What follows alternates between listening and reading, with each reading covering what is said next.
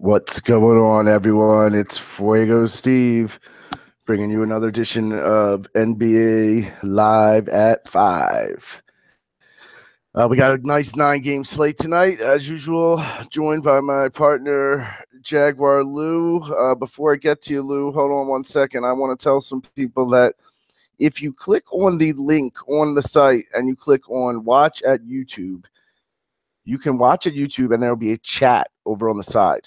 If you want to do that, you can click on YouTube and watch it on YouTube and go to the chat on the side, and we can take questions during the show. I'm working on a way to get the chat right there on the site, but for now, this is a way you can do it. I will have the chat up, so you can just go ahead and listen on the site as usual, or do something if you want to click on that and then go ask us questions. You can. So anyway, Lou, 9-game slate tonight. How you doing, and what do you think? Yeah, I think it's a nice slate. We got a $7 queue, which I like. I don't like the destination, as you guys know, but I'll take a stab in it. With a couple. I'm treating these queues as a GPP. I'm not gonna max enter, for a small dollar queue in Massachusetts, but I have been entering them with one of my favorite core lineups a night. So I like when these $7 queues are on the slate. They're really easy to enter in one, and if you want to go GPP style, or if you want to enter 10, or it's not something where you need to max enter because you need a crazy lineup to win these guys. So I love them. Yeah, hold on. I was just tweeting out live at 5 so people know we are good to go. Yeah, it's a good slate tonight. 9 games, tasty. It's got a lot of good plays. Not a ton of value. There's a little value. A couple spots open up, but enough that there's no one player that I think. I don't think you have to get Westbrook in. I don't think you have to get Cousins in. I don't think you have to get the freak in. So there's no one that I'm looking at right this second that I'm thinking, oh my God, you have to get in your lineup, which allows you to really, we got Harden on the slate. We got all these big boys, but none of them are sitting there staring me in the face saying you must play this guy. So it allows for more movement through your roster construction. It allows you, if you like one play elsewhere at other positions, to fill them in and then fill in around. We will start at point guard as usual. We have Westbrook on the slate, and not much to talk about. He's got a real good floor right now. He can get you the ceiling game. No problem with you playing Westbrook. You got Lillard, Chris Paul, who's been playing really well. He's put up over 40-something his past 3 games.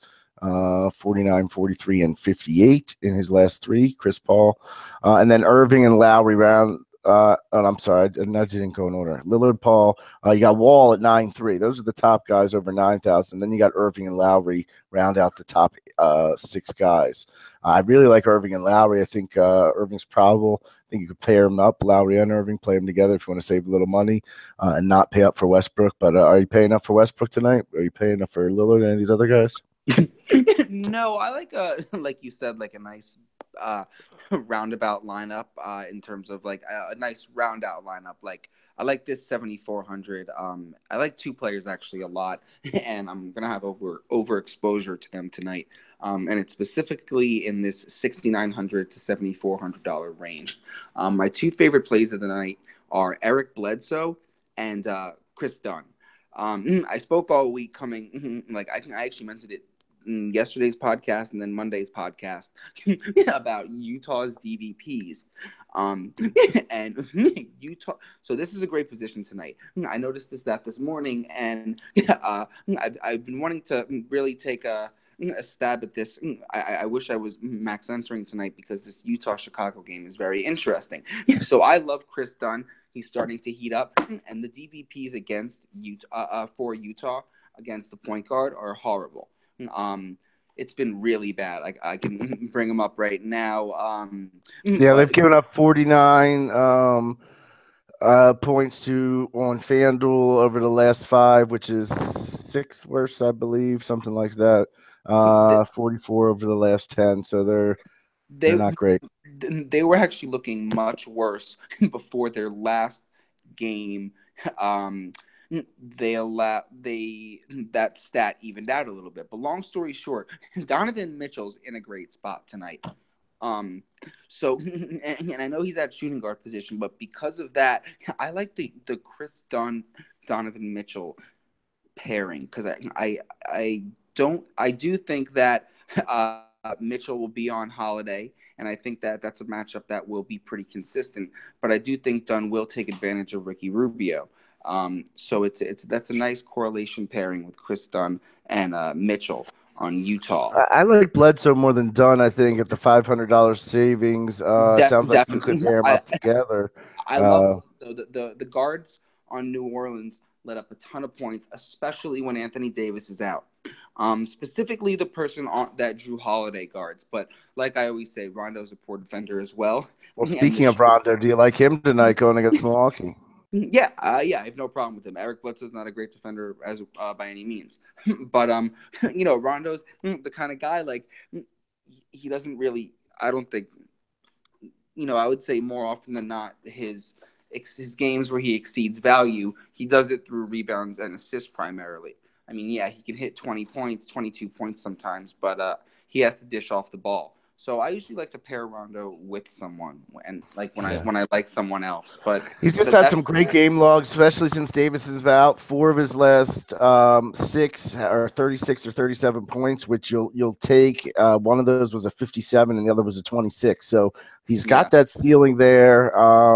I like him at that price of 5.8 because he can get 5 to 6x pretty easily. definitely. Yeah, for sure. Austin Rivers, I don't mind 6'2". Going against Orlando. How about Dragic or Tyler Johnson? You can go back to one of the Miami guys tonight versus Portland. Up pace Yeah, game. yeah. I always like exposing. I always like having exposure to the Miami guys, and it's pretty direct in terms of if you have 3 lineups, you can always invest one in Waiters, one in Tyler Johnson, one in Dragic. In terms of high dollar leagues, no, I would not invest in them tonight. There's other places to go. Murray, I said that I didn't like him with other guards yesterday. Uh, Yeah, and he, then he did he well. showed up, but the thing was, I watch these games and I try to like remember how they do. So Jamal Murray ran the point, and they kind of let Will Barton go by the side in the beginning, and then Will Barton was like came in and did like the 2 minutes left in the first quarter to 10 minutes left in the second quarter kind of thing. So monitor the Jamal Murray thing with Barton. They're definitely two different types of players. So I'm gonna keep doing that. I mean I think Barton ended up not hitting value, but Murray did. But at a point, Barton was in control of the game, so it could have been a Yeah, matchup. But yeah, like Barton started the game with 2 rebounds and 3 assists. And right when I saw that, I was like, "Oh my god, this is not going to be a 60-point game for Barton. It's going to be a passing and secondary play game." So, but there is value to be had all over this Denver lineup. Uh, Currently, I'm looking at the forward position there, but yeah, I like Jamal Murray too against a Boston position that is Irving. Did you go through the injuries yet? I didn't. But Irving is probable. Wall is probable. Who I'm going to skip over tonight at his price of 9.3 against Memphis in a slower pace game. I'd rather go Chris Paul or Irving below him, or Lowry. So I'm going to skip over Wall tonight. Collison is questionable. We want to mention that on Indianapolis at the point guard position. Jameer Nelson questionable. I like Rondo better if Jameer Nelson's out because then he doesn't have that backup right behind him. Which those are things you got to take into account sometimes when you notice that uptick also has been with Jameer Nelson out as well. So maybe he because of that Rondo's been hitting that floor more. So you got to look at those trends and see why they're there. So he said Anthony Davis who's been out. You've had his backup Nelson's out. I mean he put up 42 minutes last time out, 37 minutes the time before that. So he's getting these huge minutes, and he's just dishing and scoring and doing all these things that you like at that 5.8 price. Fuego, I apologize to interrupt. I just forgot to mention.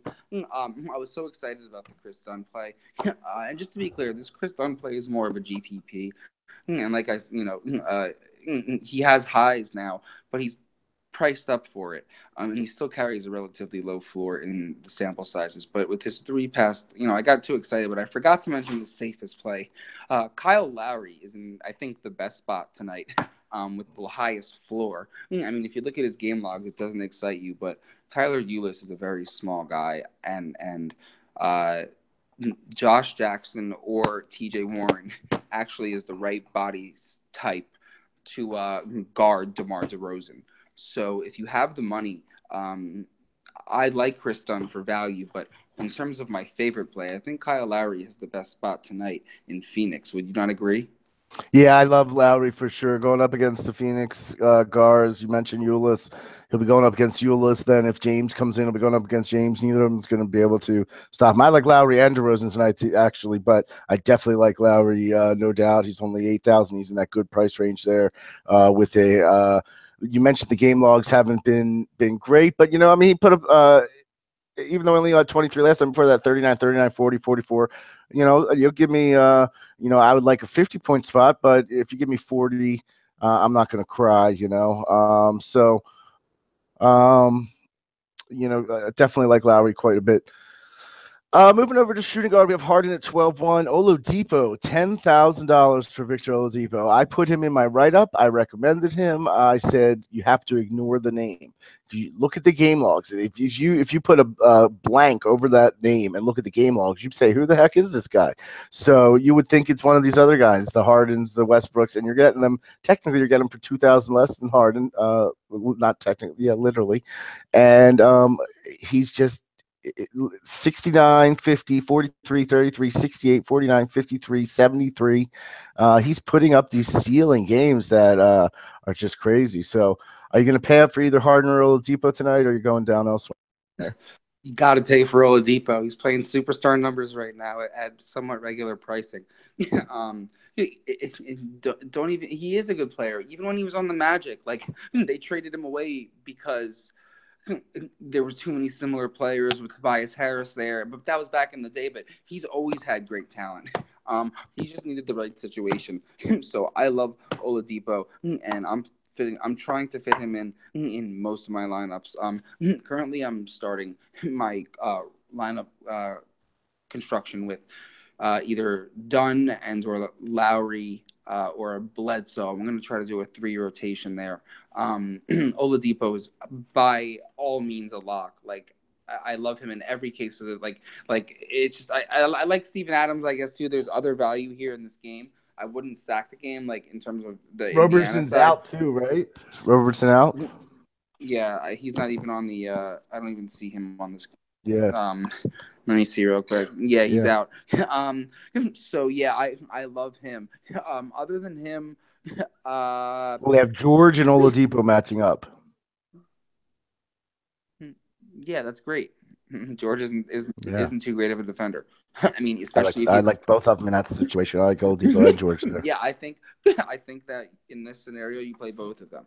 It's kind of harder on DraftKings, but um, on FanDuel, I think that two guys like this will go up against each other and barring foul trouble, they'll both go off and it'll be great exposure to a high scoring game without spending 20,000 between four players. It's like it's Right. one of those games where you can just take two guys and have all the exposure to that game.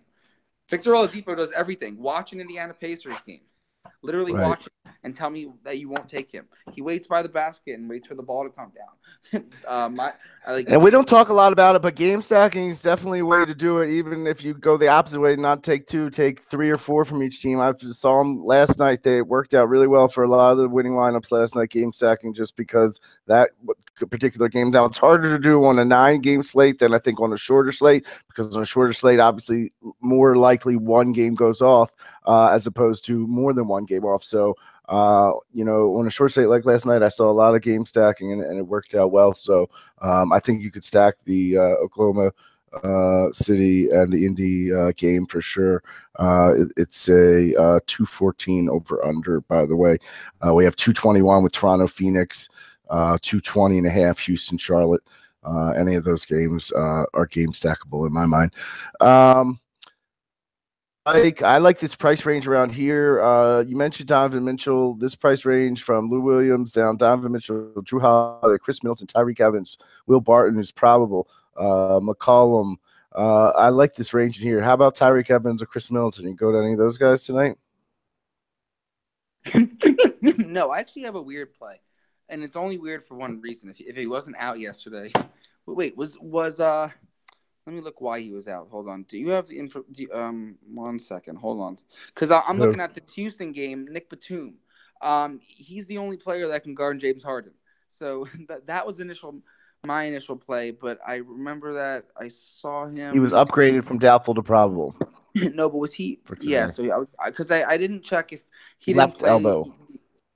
Okay, because it could have been rest. Because sometimes they'll rest a guy like Batum when he's going to face Harden for 40 minutes. But Yeah, if it's this coming game off stays surgery. close, yeah, I don't. I look if he's probable, they're gonna need him in this game. Jeremy Lamb can't defend James Harden, so this is a weird GPP play. But Nick Batum is and always is the guy that guards Harden when they play. So um, and he's the perfect guy to do it. I could see this being like Gallinari's second game back, where like no one was on him, and then everybody was on, and then when he went off the next game, they rested him again.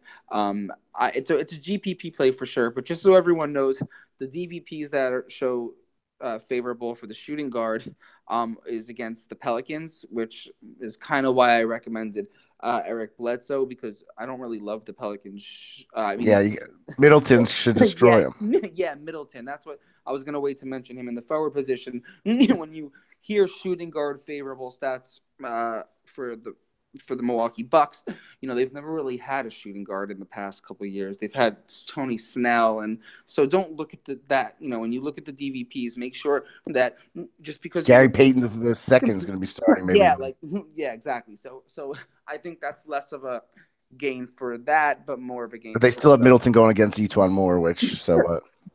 I like that. Like I do like that Middleton play. Etuan Moore is becoming a better defender, but and overall more involved in the team in New Orleans. But yeah, I was just mentioning quickly the DVPs that favor the shooting guard. The top five are the Pelicans, the Blazers, the Sixers, the Rockets, and the Pistons, and then the Thunder and the Raptors coming after that. I think only four of those teams are on tonight's slate. And the biggest margin between uh, season and last five and last 10. I guess the most consistently poor team would be for tonight would be the Rockets or the Pelicans. But I really wish that one of these Pelican guards would have a good day, like Deladova and Snell. And why are they not capable of actually playing the shooting guard position and taking advantage of the matchups? Well, let's talk about two on the same team that can Will Barton and Gary Harris, who we've been talking about for weeks now. Now that the Joker's out, they both have kind of stepped up with their play. Are you going to go to Harris or Barton tonight again? Yeah, I think you have to have exposure to this game for sure. Um, Part of me likes the Wilson Chandler matchup, but between Barton and Harris tonight, I do like Harris a little bit more. And their prices spread back out again. By the way, they had tightened up to about the same price. Now Barton 7, Harris is 5.8. I'm actually seeing a game time decision for Barton right now. Do you have that on yours? Yeah, I see probable.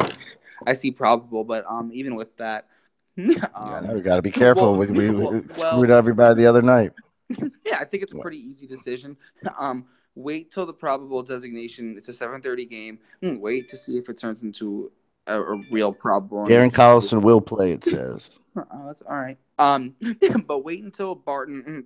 It's just absolutely confirmed. And I know everyone's like, "Oh, it says probable," but a bunch of people lost money the other night playing Draymond Green. So don't take advantage of a game time decision. Is a game time decision. If you're probable, something can always happen. So don't get cocky and think, "Oh, it's a 7:30 game. It's Gary Barton's probable." Just monitor it because it's pretty easy.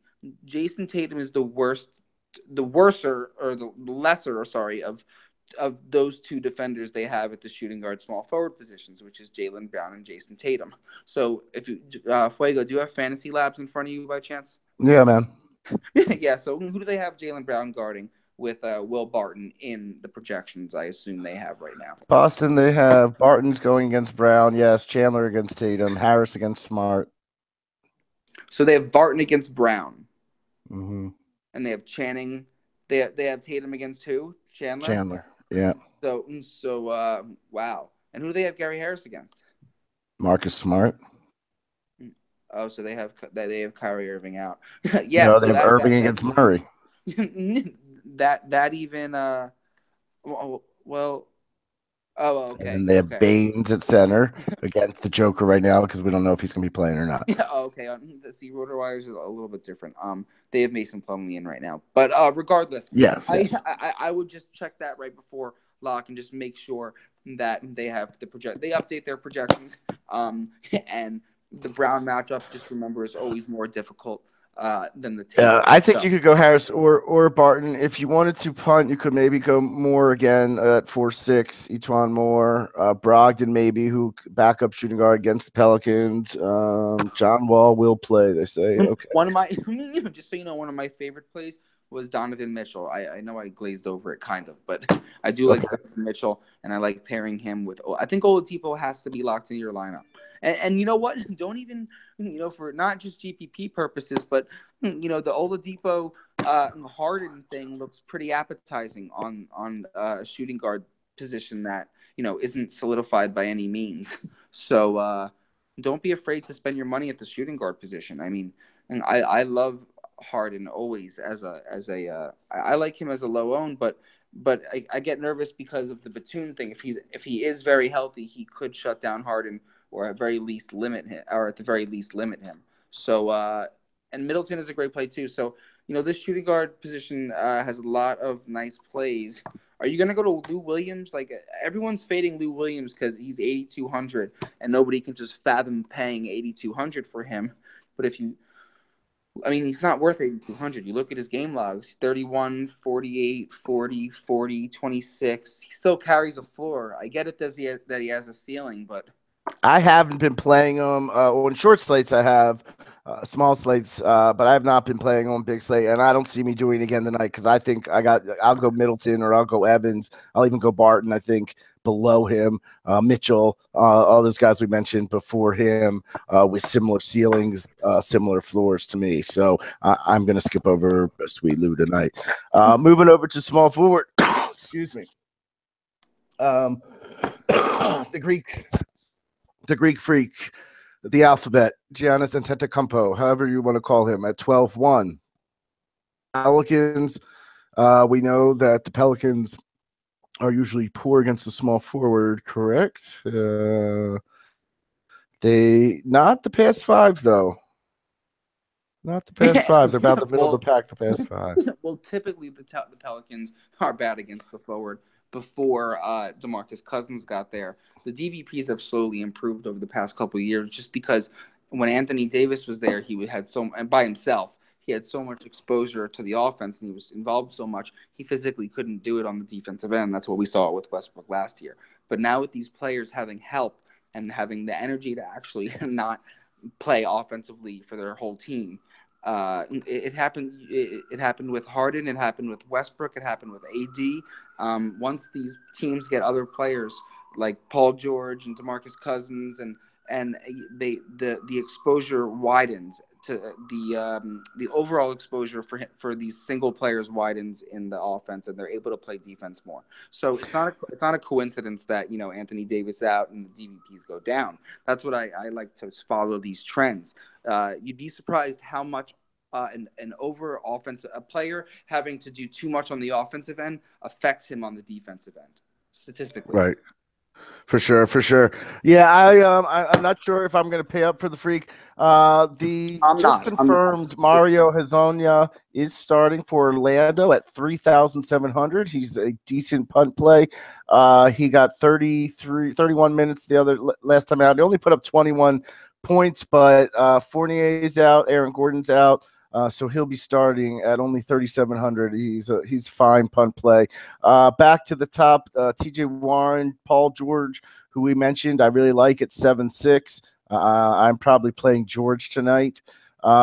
Maybe pairing with Westbrook, maybe not. Otto Porter, I think I'm going to skip over tonight, especially with Wall back. But Jonathan Simmons, I really like at 6'5". I just mentioned some of these guys for Orlando are out. Simmons is playing really well since Fournier's out. Now Gordon's out. So I really like Simmons. He put up 45 the other night. I don't know if he's going to put up 45 again, but I could see him getting into the 30s at his price of 6.5. You like any of these higher end guys, if that's what you want to call them tonight? It's pretty weak position again. Yeah, I love the Simmons play. His minutes are way up, and with that Magic game, he is a staple of consistency on that bench. So he will be one of the first guys that will feel comfortable in that lineup, especially with all the injuries they've had. So Simmons is a great price, and you're paying up for him. So it's not like you're getting him at that reasonable of a price. His price is accurate based on what his stats have been. He's 6,500. Simmons was 4,500 all year. Right. I do like Paul George. I think that investing in Oladipo and Paul George it is a great play. I mean, is this Paul George's first game against? Is this I his think, first? right? Revenge. I mean, Yeah, it's I a mean, narrative game. We got it I going. mean, look, it's not. I forgot to mention that Look, in my article, but we do. Yep. look, it would be great. Wait, did Victor Oladipo leave OKC on bad terms?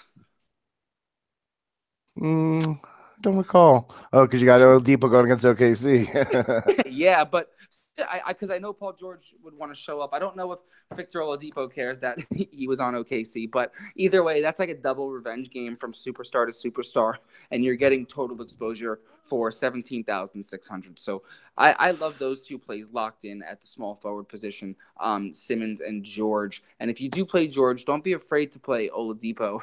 To be honest, I am slightly afraid to play both of them just because foul trouble is something that both of these guys induce. But I think that for GPP purposes, the risk is worth it in terms of risking the foul trouble to where their upside is so high. 110 game. Like I recommended Porzingis. John Wall will be limited in minutes in the mid-20s. It's interruption brought to you by Fantasy Labs tweets. Yeah, so in terms of John Wall, what I was just gonna say there is if he's playing, Bradley Beal's DVPs are bad because he has such high usage on the offensive end. So don't pay attention to those massively high DVPs if you do monitor them with me. Washington's DVPs have rose about 35%, I believe, over the past. So some of these lower end options, we got Jaylen Brown, Trevor Ariza, Joe Ingles, Michael Kidd-Gilchrist, Josh Richardson. Any of those guys would you play? Can you repeat that list for me, please? Sure. Jaylen Brown, Trevor Ariza, Joe Ingles, MKG, Josh Richardson. Jaylen Brown, I'm totally fine with.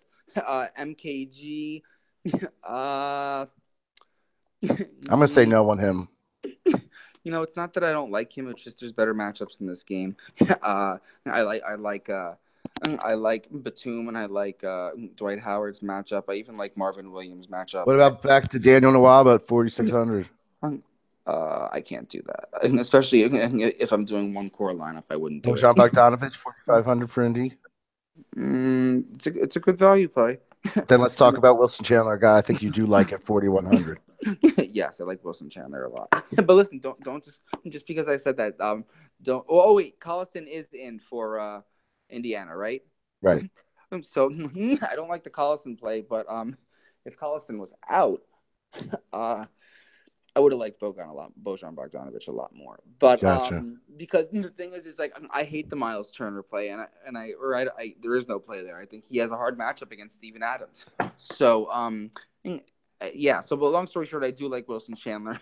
Whether he goes up against Tatum or whoever, Ojale, what's his name? Ojale, that guy, Right. It doesn't matter. I think he grabs a lot of boards tonight, and I think he's a nice play. Let me just take a look really quick, and just. How about Wes Iwundu, who's starting now for Orlando, $4,200? You can't go there, can you? Nah. No. Yeah, me neither. I don't Yeah, think I unless you could have do it. 150 lineups. I'd rather go Hazonia down to 3,700. If you're taking a chance on one of the Orlando pump plays, may as well save the money. I will say if Irving's out and Jaylen Brown's really appealing, I know Irving is probably gonna play, but yeah, like a lot of this late news would be helpful. No, it's starting to trickle in and keep you always pay attention, as we always Yeah, talk, pay well, attention. well, let me just say, Chandler is very much a GPP play. It's just his matchup that I like. Like when you look at his game logs, what I do see is a 37-minute game with 33 points, and like if he gets that amount of minutes tonight, he will be the guy to take advantage of Boston. I guess Miles Plumlee potentially could steal some of those things away from some of those points away from him, but uh, his game logs are not appealing by any means. And But it's also more contingent if the Joker's out for sure, right? yeah, oh yeah, definitely. But it's only a play if the Joker's out. If the Right. Joker's in, I don't like it. But like Agreed. right now, I'm forming my lineup with a couple of guys that are pretty high priced, but relatively mid range. Just like I have Chris Dunn in right now, Bledsoe, Mitchell, Oladipo, Paul George, and Simmons, and I'm left with a fair amount of money, and which is 46 Yeah. 6 I really like pairing the George and Simmons at small I forward on fan. listen. I It's a think the really good pair. play I think the there. pairing of George and Oladipo is even more pertinent. Well, Because right, right. But I'm just saying if you're playing two small forwards, playing oh yeah, George and Simmons is a good yeah, and good. I think that while you're making your lineups, if you do have Chris Dunn in and you do like that call, and you happen to notice you have money lying around, or you're not on. I'm on Bledsoe, but I'm just trying in every which way to have left over when I'm done with my lineup construction with Dunn in, at least 600 left over in a couple of lineups, so I can just throw up Kyle Lowry. I really do like him better tonight. I like Chris Dunn because of these DVPs, and they were a lot more pertinent the other day, but or a lot more significant the other day. But I think he could have a lot of like steals tonight, blocks, stuff like that. He's had 6 steals over the past 3 games. Right. Chris Dunn, and he didn't have any steals in his last game against Boston in 24 minutes. His minutes are decreasing, so that's why I just wanted to say my Chris Dunn play is sneaky, but if you have the money, just go up to Kyle Lowry. He's a much better play. Right. Moving over to power forward, theme of our show is we don't play Anthony Davis. Yeah, we just don't do it. You guys want to play him if he's a good go, no minutes limit. Price is right at 11-1. You save 1,000 off of Boogie and those guys, but I'm not going there. And then we drop. There's not one player above 7,000 besides Anthony Davis. It drops all the way to Carmelo Anthony at 6-7, who I do think is a good GPP play. It's a good price. I'm not going Markkanen, who is probably back tonight, but I would go Thaddeus Young and I would go Jason Tatum. Those are your 3 guys there at the top. Then you got Olynyk, you got James Johnson on a mind, Serge Ibaka on a mind. Talking to me about this pretty weak position tonight, at least on FanDuel at power forward. I have one main play. I do like Serge Ibaka for value. I often like to target Marquise Chris for poor defense. I also like Thad Young a lot. Thad Young's very involved in the offense, and he should be facing up against Carmelo Anthony, which is by no means a good defender. Thad Young is probably my favorite play because I think Steven Adams will wrap up Miles Turner, and Thad will have to come back and help out. Thad goes on these like streaks, so he can have 30 points in a half, and then he can have nothing the next half. So I don't, because teams adjust to him, you know. So he has like a nice floor, I guess. He's more of a cash game play, but he just has a good matchup. His ceiling is high, or like he has a ceiling like 39 is the highest I see. 44 around a month ago. He's not like this isn't the most obvious play, but it's a sneaky play that you might get underowned that does have a good matchup against Carmelo Anthony. And Carmelo Anthony typically doesn't drive to the basket and put you in foul trouble, and that's something I usually get nervous about with Thad Young. Other than Thad Young, I originally said Serge Ibaka. He just is in a good matchup against a Phoenix team, Yep. Marquise Chris, that they played 4 games ago on December Chris 5th. Chris and the Suns are allowing 62 FanDuel points a game to power forwards They played over the last 5. on December 5th last week, but just 4 games ago, or not last week, whatever. They just played. He had 32 minutes and he had 39 points in a game that he completely dominated. They didn't even play him in, I believe, the last 4 minutes. He had 19 points, 6 rebounds, 1 assist, 3 blocks, 1 steal. Obviously, it gets you nervous because you don't want to count on 3 blocks and 1 steal, and you can't count on it from him every time. But I think they recognized that he had 19 points in that game and took advantage of Marquise Chris. So I think he might have some more rebounds, and maybe he does get By the the ball. way, this Toronto team has the highest implied total on the slate, I believe, at 116, and Yeah. that's why we're liking Lowry, we like DeRozan, we like Ibaka, we like all Well, these plays I don't because like DeRozan. That's like the reason I like Ibaka and Lowry, because there's only 3 guys that really shoot a lot on that team, and it's Ibaka, Lowry, and DeRozan. And I think DeRozan has somewhat of a tough matchup, whether it's Josh Jackson or T.J. Warren. I think it'll be a team effort, but Phoenix does have guys that are equipped to guard a guy like DeRozan. So that's why I'm on. I like DeRozan. Yeah.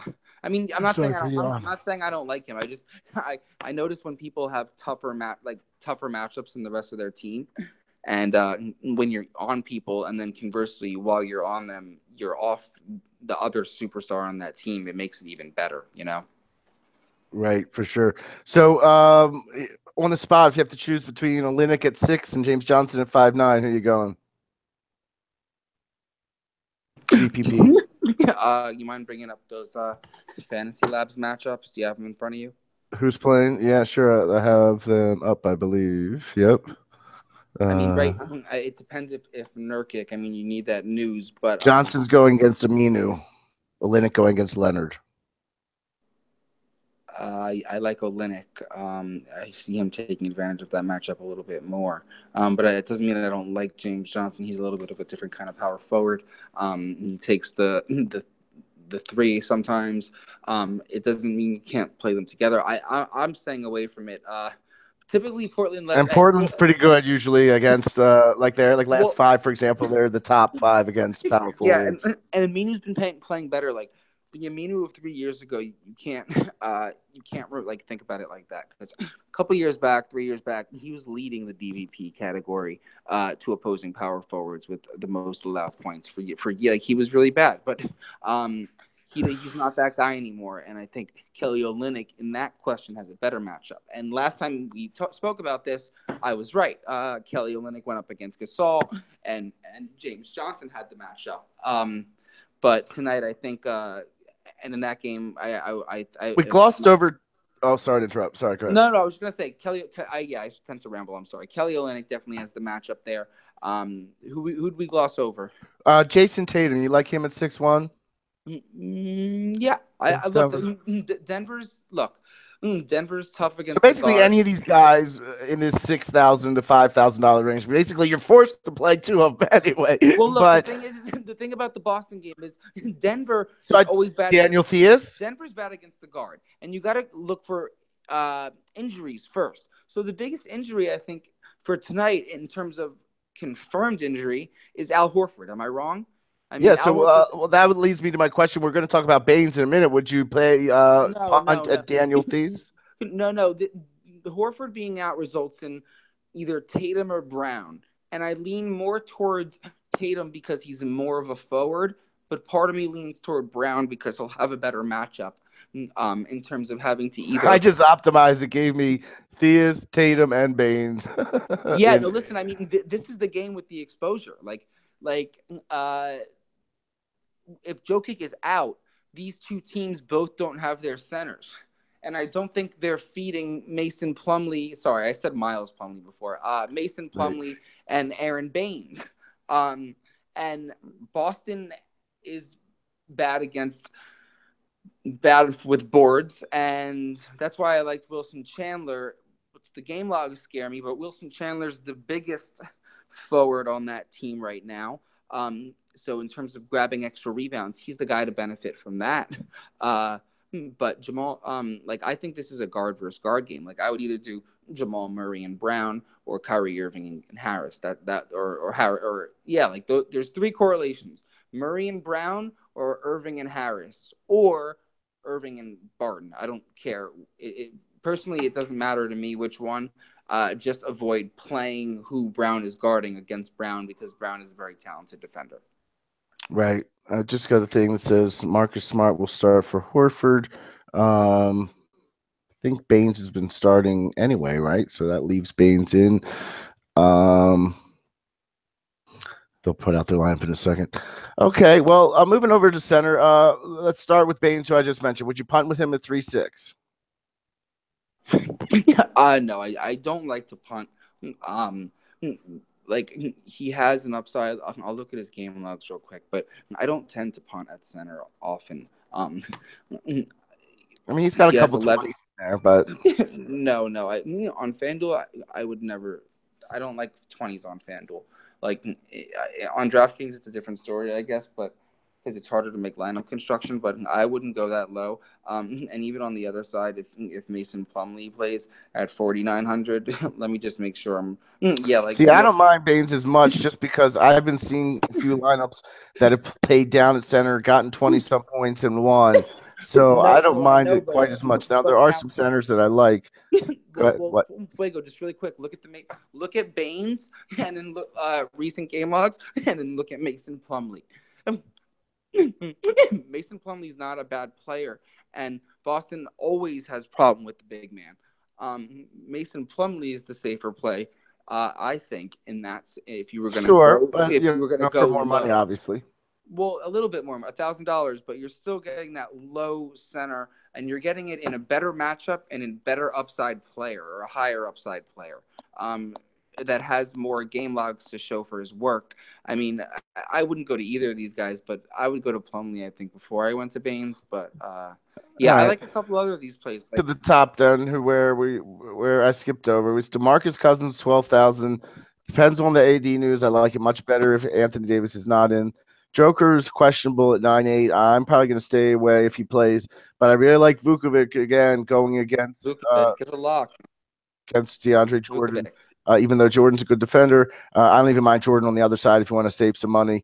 But Vuk versus Jordan is the matchup I like. Like today, I actually like DeAndre Jordan. I do like Vukovic a lot, but you have to know that DeAndre Jordan gets his points based off teams that have bad shooting percentages and that shoot up a lot of shots. And I think DeAndre Jordan, as long as he can score points, which I think he can against Vucevic, which is a poor defender. Look, Vucevic has the usage uptick and the upside, but he's a lot more expensive. DeAndre Jordan's 79. Right. Vukovic is 93. I put that in my exact thing in my write-up. If you want to save the 1,400, go Jordan. If you want to spend up, go Vuk. Yeah. Exactly. It's like Vukovic is a bad defender. Like, and he's the kind of defender that a guy like DeAndre Jordan will benefit off, like of his body type and his slowness, and he does that like outside shot, that mid ranger. But I like DeAndre Jordan's spot better, although. Vucevic is obviously a great play. DeAndre Jordan is not going to be not an easy player to really demolish. And we all know he gets these 25 rebound games. DeAndre Jordan could see 30 rebounds tonight if this lineup is as bad as I think it is. Like if they go 30% from the field and DeAndre Jordan over his last 3 games, it's at 17, 17, 21. He's the best rebounder in the game. I mean, he gets everything. So if you're telling me I'm getting a B squad Orlando team, fire me up some DeAndre Jordan when all the rookies are going to or not the rookies, but the people that just read chalks go to Vuk. And then simultaneously you're killing the field when 60% of them, 50% of them have Vuk, and you have DeAndre Jordan. Right, for sure. I like the Jordan play, no doubt. We skipped over Howard, Gasol, Turner. I'm not loving either of them. Those are the guys who are sandwiched between Vuk and Jordan. I think I'd go up to Vuk. We're down to Jordan. Below Jordan, we got Gobert, Capella, Steven Adams. I don't mind at 6'9" going against Turner. We always talk about targeting Indianapolis or Indiana Pacers, I should say. So I don't mind Steven Adams at 6'9". Any of these other lower end guys that you like? You mentioned to me that Tyson Chandler was a possibility for rest. If that's the Right. case, I guess you could fire up some Greg Monroe against JV. Okay. Yeah. I forgot to mention him. I put Alex Lamb as a possibility, but yes, Monroe would be in play. Um, I'm probably not going any lower than that. We mentioned about some of the punt plays. I don't mind Baines. I want to get a read. I'm going to do a little more research here in the next hour. I'm going to see for sure if he's starting, because if if he gets 11 points, I'm not happy. But if he All right, gets well, Fuego, 24 I'll tell points Fuego, I'll at tell you this. 3,600, Yeah, I'll tell you this.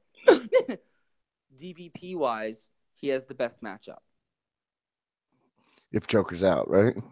Yes, over the last Joker's been out the last five. Over the last, or Yeah. at least the last five. Over the last five, they've allowed 53.2 games to opposing centers, the Nuggets.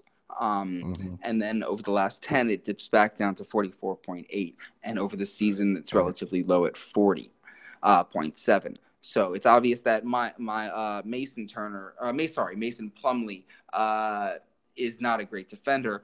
And I do like Baines in certain situations. It's just if I had a lot, like I could see him being the GPP play that wins 100K, but it's an exposure play for sure. I do like it. But I just love the upside in DeAndre Jordan, Vukovic, and it's so guaranteed. It's not like if you take, those nights when you see low centers win, centers the weird thing where like it's one slot, So if you have a low price center and then there's a center that goes off for 70, like Vuk could very well do tonight, or DeAndre Jordan, you're screwed because it's Right. not That's like the power problem. forward, like you Yeah, you and, need and that I slot. usually don't do it, but it is. I just have noticed that it has worked for some people recently, and all that's why we always say never get locked into one lineup construction because it all depends on the day. And you know what? It probably worked because the other guys didn't go off. So you're exactly right. If you have a cousin who goes off, but we see cousins all the time who's not in a winning lineup because he only gets 47 instead of 67. But yes, that's what happens. You need like all the top end guys to get like 40 or less, and that's when you win with like the 20 sums from your other guys. But if some of them go for the 60, 70, that's what happens. Let's see here. Any other centers you wanted to touch on? No, I mean I really like that DeAndre Jordan is a sneaky play. Listen, all these guys we're mentioning, it's a hard night to play. There's not a ton of clear cut value, and guys are priced up, especially some of the guys we mentioned. So Yeah, for sure, for sure. There's not right. These. That's kind of why I was pushing Baines. But you're right. I would much prefer it if he was at the power forward slot. I could fill him in there. Well, like for example, what I'm looking at now is right now I have Oladipo and George. If you're finding your lineups are getting a little messed up, you could. I mean, like I want George and Oladipo so bad, but you could go down from Oladipo to Bogdanovich. Well, Oh, you could. and then like change stuff up because I think they're different. Is Bogdanovich? Shoot, let me check real quick. He's listed as small forward on FanDuel. Yeah, Yeah, but but it's not the either. upside like that Oladipo has, obviously. Obviously. Yeah, I mean, I wish Bogdanovich because the only way I would see that's a GPP play. I just mean that Paul George and Oladipo do drive to the basket. Oladipo more so, but that there is a possibility of foul trouble. Foul trouble. Yeah, I hear you. But Oladipo's still been shooting the three, as have George. So I think you're Yeah, fine. I'm really gonna try my best to have full exposure to Oladipo and George in most of my lineups because it's just revenge game, great matchups for both of them. It just makes sense. Yeah, for sure, for sure. All right, well, we had a pretty good episode. We wrapped it up in 50 minutes here, and I'm gonna try to set my lineups and get into chat around 6:15 tonight. Remember, guys, just click on the NBA chat, and we're usually in there an hour before lock. And today I'll be in about 45 minutes before lock. It is 7 o'clock lock, yeah. So I'll be in there around 6:15. So for JaguarLou, I'm FuegoSteve. As usual, get that money. Peace.